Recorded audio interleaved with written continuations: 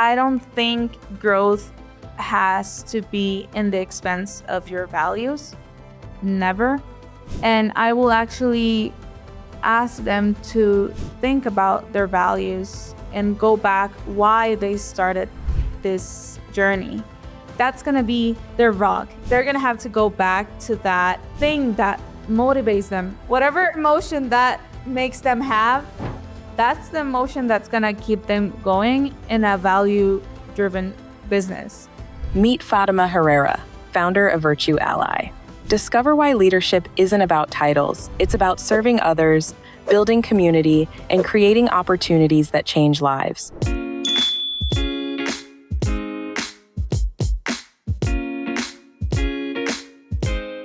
Welcome to the Purpose Profit Shift, where real stories about bold shifts illuminate how we can create a new economy. I'm your host, Rachel Bernier-Green, social entrepreneur, activist, and founder of Thrivo Financial Advisory, a finance consulting firm designed to help purposeful businesses change the world. Real stories, bold shifts, a new economy. That's what this podcast stands for, and it's also what our sponsor, Thrivo Financial Advisory, builds with clients every day. Thrivo partners with progressive founders and small to medium business owners to turn profit and purpose into compounding partners, not competing forces. Financial strategy, cash flow systems, and CFO-level thinking, all align with the change you're trying to create. Find us at jointhrivo.com. My guest today is a business administrator, sociologist, and the founder of Virtue Ally, a certified B Corp that fundamentally rethinks what outsourcing can be. Instead of extracting labor, Fatima Herrera builds what she calls strategic, compassionate alliances, helping values-led companies scale without compromising their soul. Operating between Central America and North America, she is on a mission to prove that a more equitable, humanized way of doing business isn't just idealistic. It's the only thing that lasts. Welcome to the Purpose Profit Shift, Fatima. Thank you so much. Thank you for having me. Of course. I have been really looking forward to this because in today's environment, outsourcing is something that we talk about and hear about so much. And so when we met at the B Corp Champions Retreat, I knew that I wanted to have you on the podcast to talk about your approach to this very common challenge that entrepreneurs face. So I've had the privilege, as I've been researching, to learn more about you and your company, but I would love it if you could share just a little bit more about what it is that you do at Virtue Ally so that our audience is grounded in that context as we move forward today. Of course. So in Virtue Ally, what we do is we place professionals from El Salvador, especially, and Central America in general, with U.S. companies. What we try to do is to create a platform, a space, an environment where these professionals are able to grow, to develop, and just to continue building themselves and their careers within their communities. That's our main purpose. And what we try to do is to create that bridge between our communities and our professionals and the companies that need the support in the global north. I love that. And what does it actually feel like because you are working between most of the entrepreneurs I speak to, they are working firmly with people in one country, and you, as part of your day-to-day, are working with people in Central America and the global north. So how does that shape how you see the business world? It's an interesting interesting position where to be. It's like I'm often pulled into two directions. But what I like to do is I like to see the opportunity that there is in both worlds. Yeah.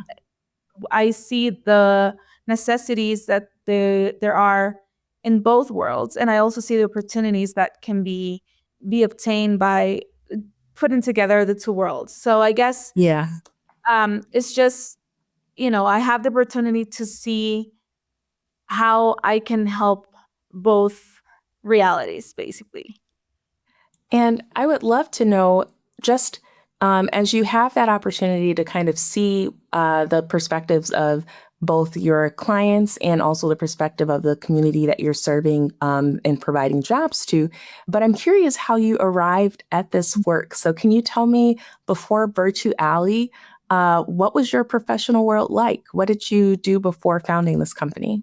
So, well, the outsourcing world was always part of my journey. From like that was my first job actually. Oh, I okay. started from as a high schooler. I started working in the call center industry, and I got a sense of how that world worked.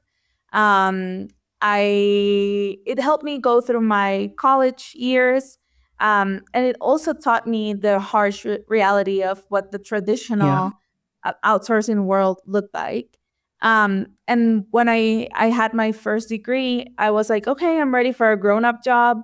I'm going to, to make sure that um, I I'm using my business administration degree, right?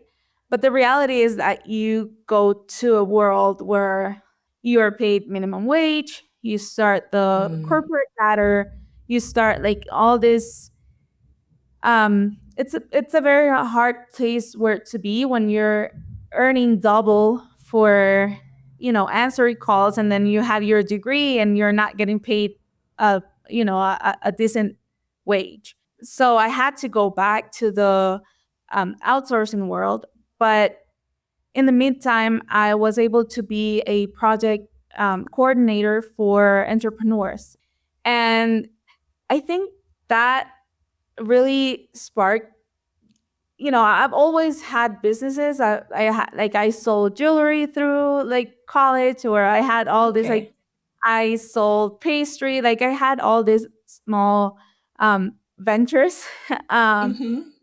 but they were always it's scary to start a business, right? It's scary Yeah. to take a step. It's like you are always tempted by the fixed salary and the benefits of stability. But I feel like being a project coordinator in that atmosphere really helped me like lose that fear. um, Okay. I saw all these entrepreneurs really trying to make something different. There were a lot of social entrepreneurships being developed. I learned a lot about design thinking and the Yeah. Canva business model and all this like idea. Like I don't know, it really fed that necessity of me wanting to do something else. Okay. Um, and I had to go back to the BPO world. It wasn't the call center world. I already had like more experience, so I was able to get a virtual assistant job, which is very different from the call center work. However, a lot of ways of how things are handled from the call center world are being transferred to the BPO or the virtual assistant world currently. Yes. So yeah, I realized that there was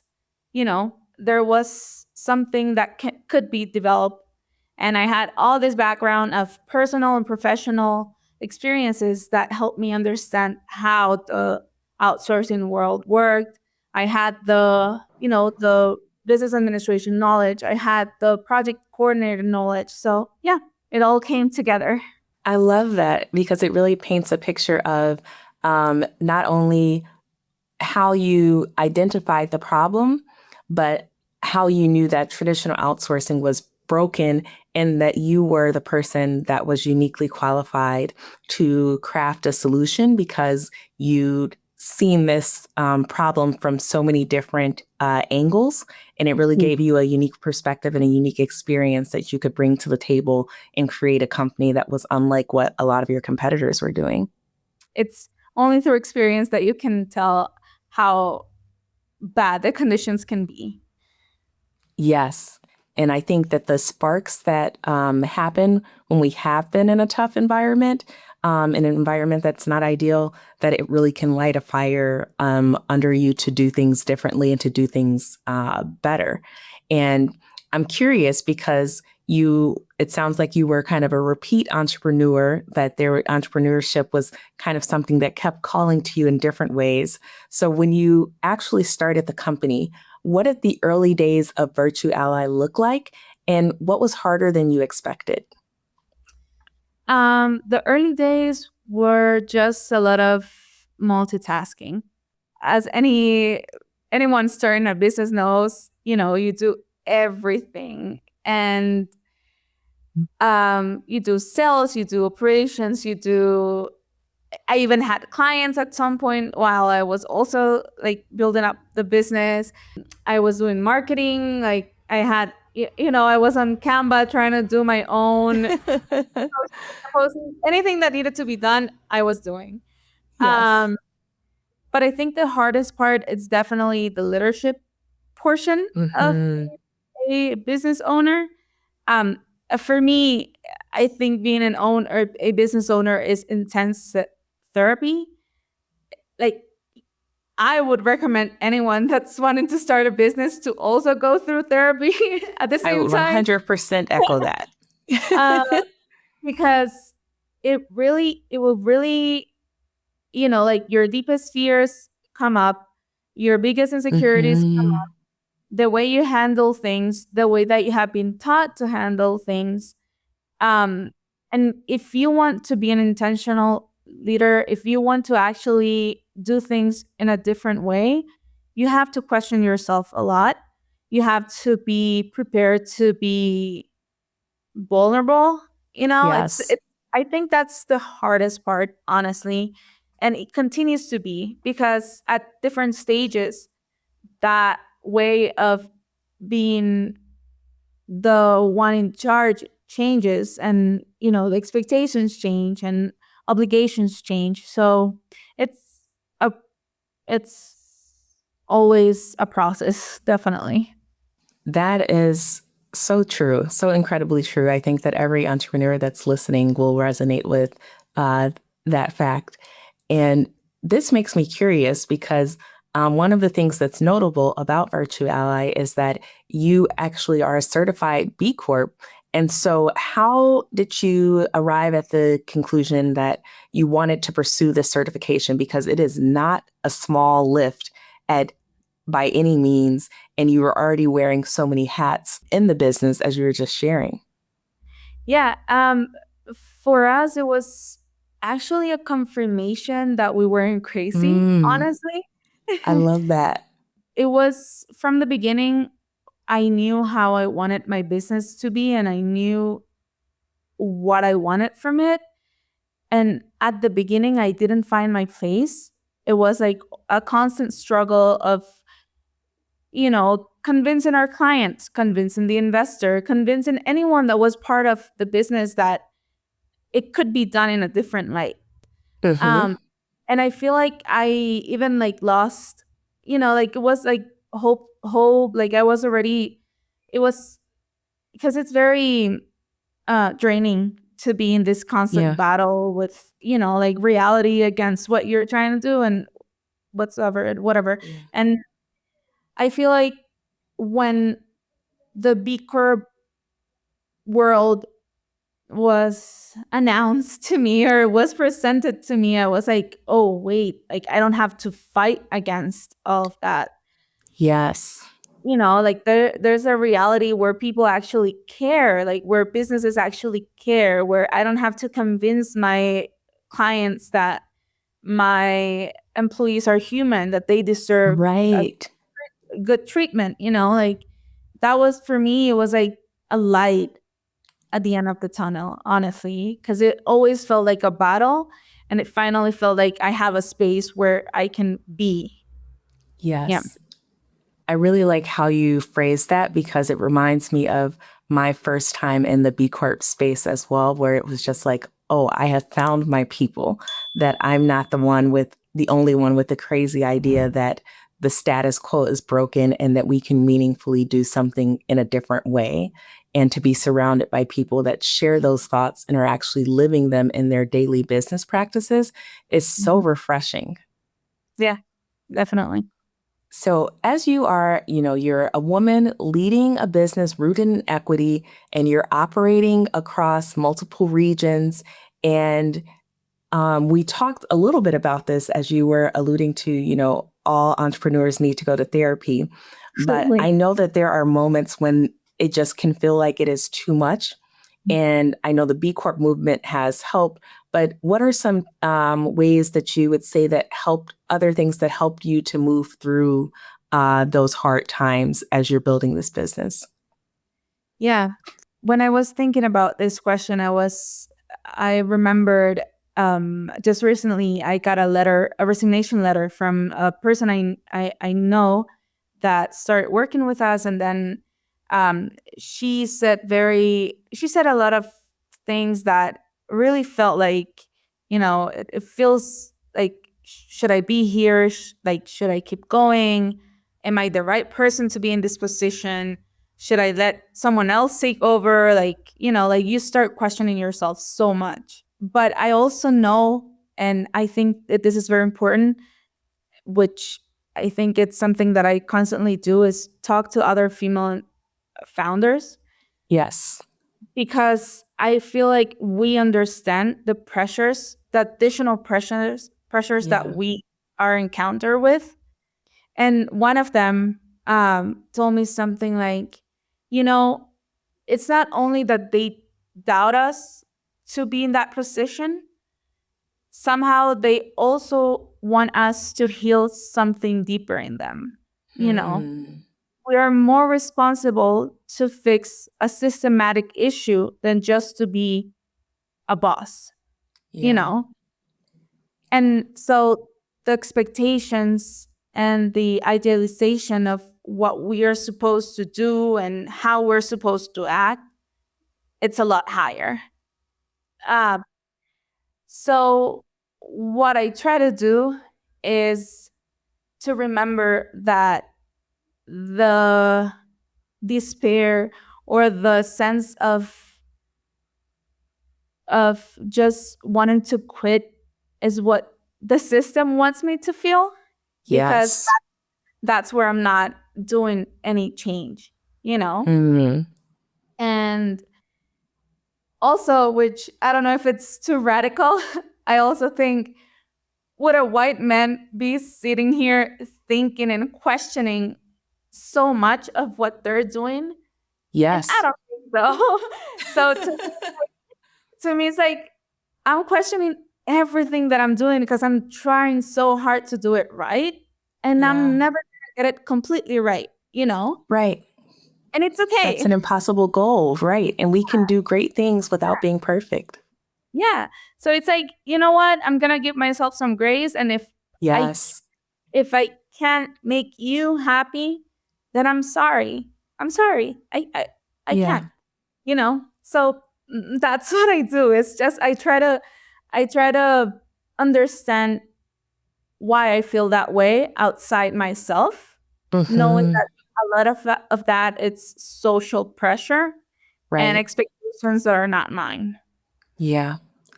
That is so true. And it's such an important reminder for founders, especially marginalized founders who have a tendency to carry the weight of the world on their shoulders, because it's not only the pressure of being an entrepreneur, but it's also the pressure of trying to show to the world that you are just as capable. And so we kind of add additional pressure because we know that there are some people that just because they look at us, expect us to fail. Mhm. And that really can interfere with like our mindset and our ability to do our work because we are just crumbling. So I like that you both ask yourself a question where you're kind of putting those thoughts in check. Like, if I was a white man, would I be questioning myself in the same way? I Yep. love that you talk to other founders and say, hey, let's get some other perspectives on this so that I'm not just sitting in this by myself, and that you're accessing other resources like therapeutic resources outside of yourself so that you are strengthening your kind of capability in who you are and your confidence in who you are and what you're setting out to do. And I especially love that your call out that we, that the the system wants us to fail, because if we question ourselves to death and then stop doing the work, then we're no longer making the impact. Exactly. Yeah. Yeah. You summarize it very well. It was, I mean, you were just dropping gem after gem after gem. So I was just like, I need to make sure I caught all of those. So one of the things that I particularly liked about your marketing or branding is when you talk about a compassionate alliance. And so I was really curious to hear from your perspective, what does that actually look like in practice versus what traditional outsourcing looks like? Yeah. So a lot of the traditional outsourcing focuses on we're gonna manage payroll, and we're gonna manage like the administrative burden that you might have. For us, is we want to build something, and we have created a management structure that actually supports our allies. We call them allies, um, to continue building and developing. Yes. It's not just transactional. Of course, we're going to take care of all the operational stuff, but we really care about their development. Yeah. And for us, that's where the true value is. Yes. And that is something that I love, that it's a win-win, because so often people think that when you are a purpose-driven business owner, that you just have to make trade-offs and sacrifices and that everything is harder. But sometimes the things that we do, actually having, training and developing your team, is beneficial for them. It's beneficial for your clients and for you as a company, because team members that you're investing in are more likely, you're more likely to retain them longer. And so it's, a win from every aspect. Yeah, definitely. So one of the things that I like to ask founders that come on the show, because I think it matters when we're trying to humanize entrepreneurship and show the real side of it. But I would love to know what a pressing financial or operational challenge that you're currently experiencing that you're excited to improve at Virtue Ally. I think the hardest part right now is stop thinking as a startup and continue the structure of becoming an actual, we're an actual business, but you know what I mean? Like, Yes. creating the structure and the infrastructure of a small business. Yes. So I think that sounds like very simple, but it's from, all things that are in your brain and were under your control are no longer under your control. You have to start delegating. You have to start, like whatever made sense on your brain, it might not make sense to someone else. So you have to, Yeah. it's a lot of communication, a lot of trusting, which could be hard. And it's expensive as well. So going through that process it's hard. It's a lot of uncertainty. Um, and but at the same time, I feel like we have done it for 6 years already. Right. We have proven that with very lean resources, we have done a lot. So I'm very excited to see now, with the structure and the support that I have now, what's to come. It's an interesting place to be, because it's scary, but it's good scary. Yes. I love good scary. It Yeah. is.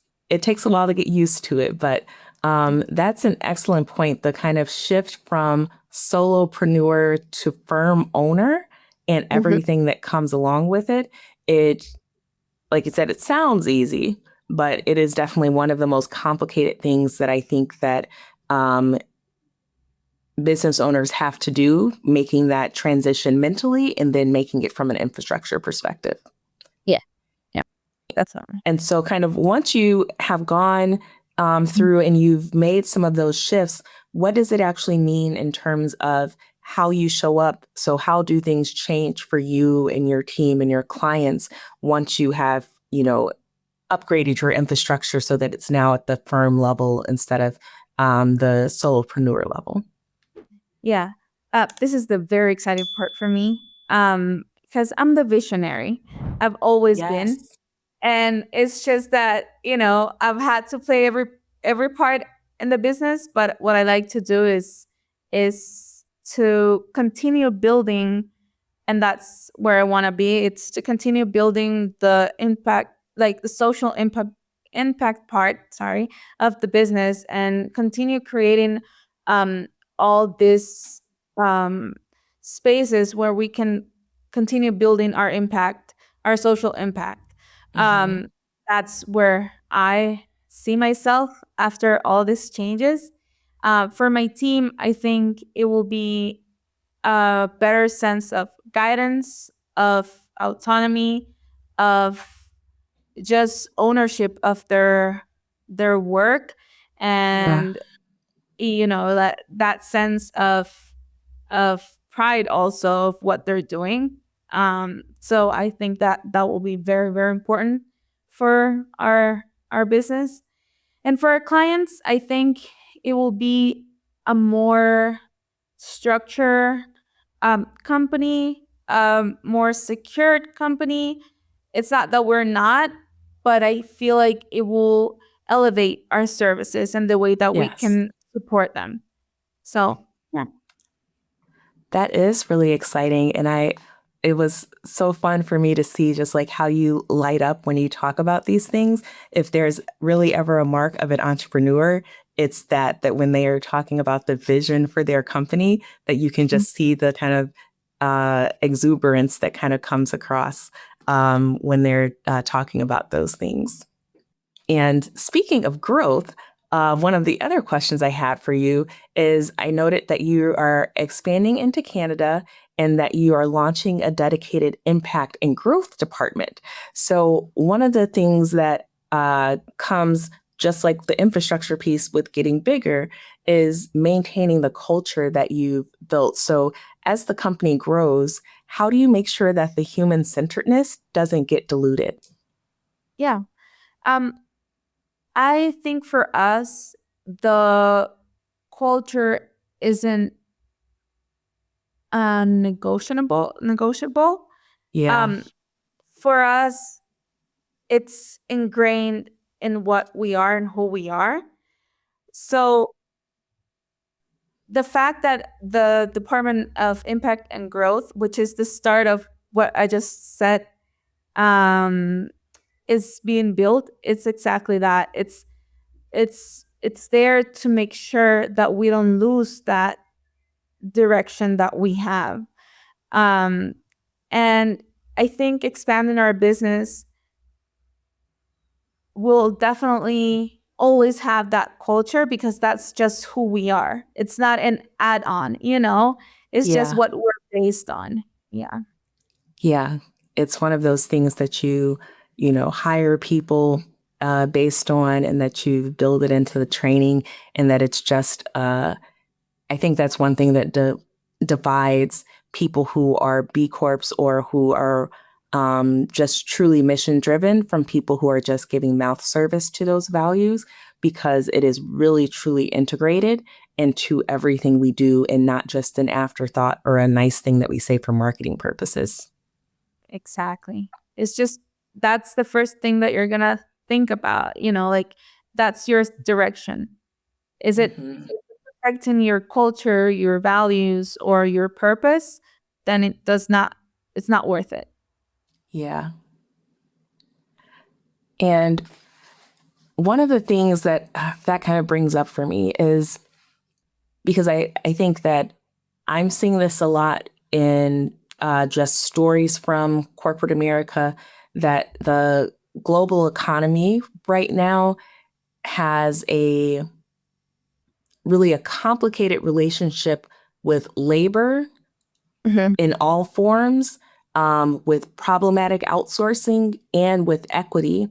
And when we're in this space where we have all of these really challenges and complicated relationships, What are some things that you see that give you hope in the midst of kind of this chaos? Yeah. I think whenever we see this extreme views or this hopelessness and this very, um, end of the world type of uh, mentality, there's always a counterpart that is full of hope and full of people like us that are saying, but we are here and we want to do it different. And Yeah. there's always like that counterpart, right? And it's not that I believe polarity. It's a lot more. It's bigger than what I'm trying to say here. But um, the reality is that there's always going to be um, a reaction, right? Mm-hmm. And the bigger the action is, the reaction will be stronger, right? Yeah. So I think it just gives us more strength to be more secure in our actions, to make sure we're not falling into that very how do you say it? Like very unfortunate reality, let's say. That's what gives me hope, and what I think it's just a reality of humanity, is that we will always try to balance out somehow any problems, right? Yeah. And it reminds me of something you said earlier about, the system wanting us to feel defeated and the system wanting us to fail. And that when you see so many people being harmed by a system and you know that that same system doesn't want you to exist in the way that you do, it gives you hope that you're doing the right thing, that things can be different if enough people are doing the right thing. And, and you talk about a lot about proving that this kind of piggybacks on that. Then you talk about proving that a humanized approach to business is the only sustainable path forward. And what do you think it would take structurally and culturally for that to actually become the norm rather than the exception? Yeah. So structurally, I think we need to change our mindset on how we see financial success. Like a lot right now with, there's nothing wrong with that, but with venture capitals and wanting like immediate ROI, and you want your investment to be back really quick. That just gives the playing field for an extractivist model, right? You don't Mm-hmm. care about the people that are working with you. You just care about results and money. So I think that's the first thing, because at the end of the day, you can get all the financial resources that you want, but there's no real, to me, it doesn't make sense if it doesn't actually give um social benefit, or like Yeah. human growth. Yeah. It just doesn't make sense. It's just money without purpose is just, it's nothing. We give money uh meaning, right? Right. So if we don't exist, then what's the purpose of money, right? Yeah. um and culturally, I think we need to question the that precise mindset of, we have to be burnt out, and we have to work Mm-hmm. 60 hours a week, so we are successful. And we have to rethink of all these ideas of what success is, you know Right. and um I think that it's starting to change, and I see that in a lot of people, and I feel that that will definitely help with with being more sustainable as a human as humans. Yeah. Yeah, I completely agree. And I think that the more, just like when earlier when you were talking about how you found out about the B Corp community and how it just felt like there was a light at the end of the tunnel for you there, I think that more people finding out about different ways to do business so that they know if they're just kind of struggling with, I know that something is broken and I know that something needs to be done differently, but they're not quite sure how to do things differently.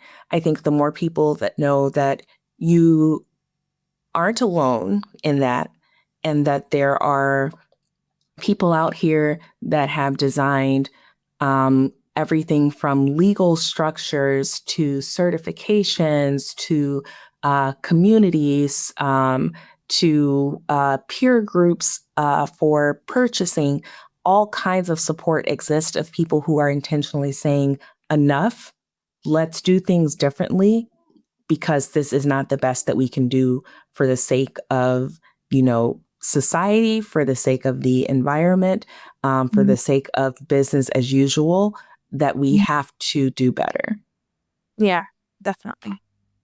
So for the mission-driven founder, in our audience who is in the middle of building something right now, and they are being told that they have to choose between their values and their growth, what do you really want them to take away from this conversation?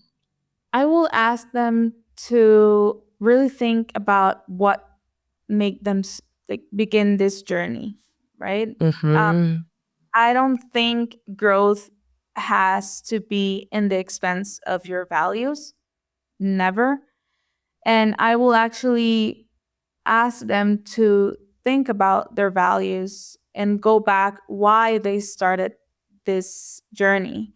Um, that's gonna be a question that they're gonna have to that's gonna be their their rock, you know?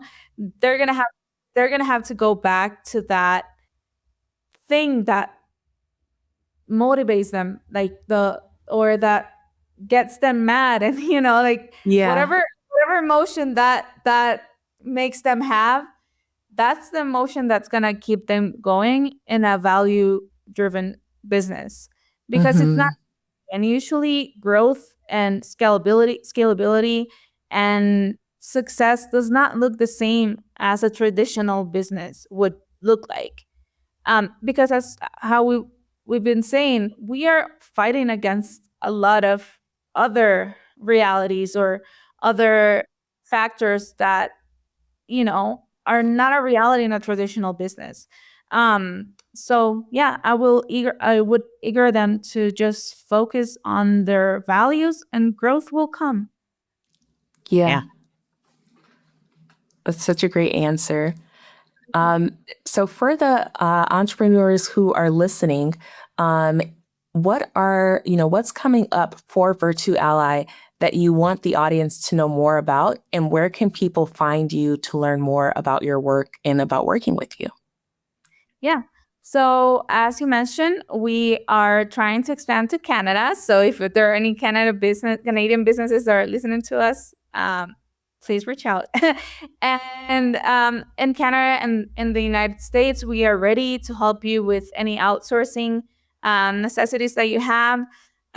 We are ready to continue building our company, supporting you.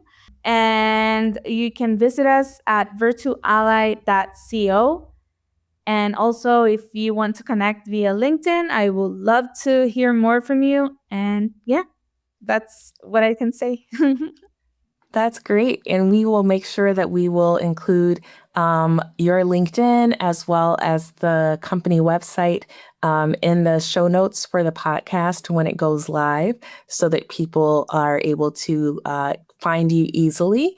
And for people who are not familiar with what a virtual assistant can help them with, can you just share a little bit about kind of the scope of some of the things that your allies help your clients with? Yeah, of course.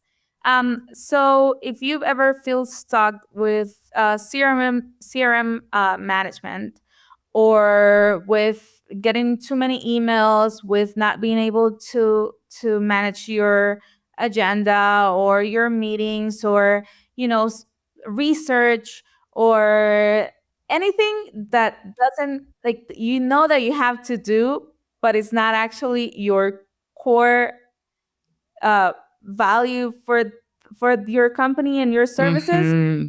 say delegate. Because it's important. Yes. You need someone to do it, but your time will probably be best invested in what you are actually good at, which is, I don't know, being a financial advisor or an insurance agent or whatever you need to do, being a doctor, and we can take care of the rest.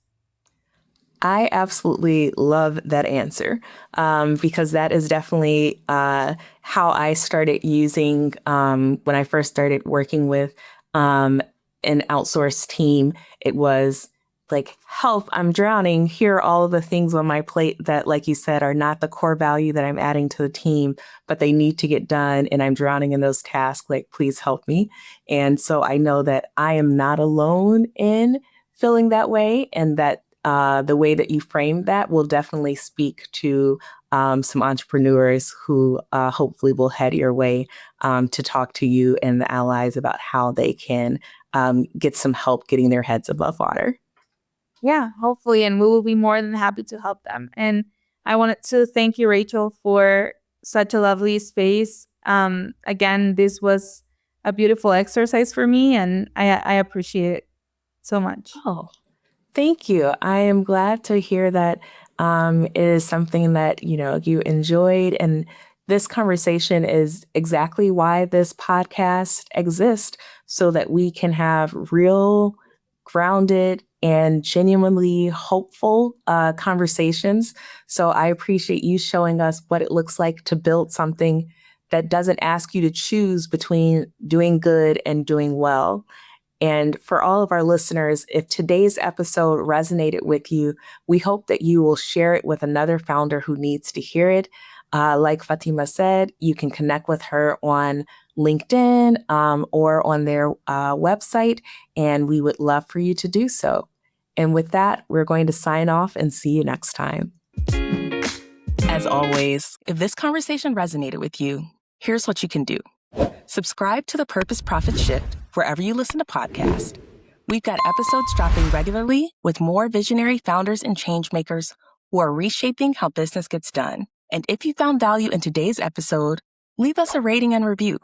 It helps other values-driven leaders find us. Until next time, keep leading with intention, scaling responsibly, and building businesses that matter. I'm Rachel Bernier Green, and this is The Purpose Profit Shift.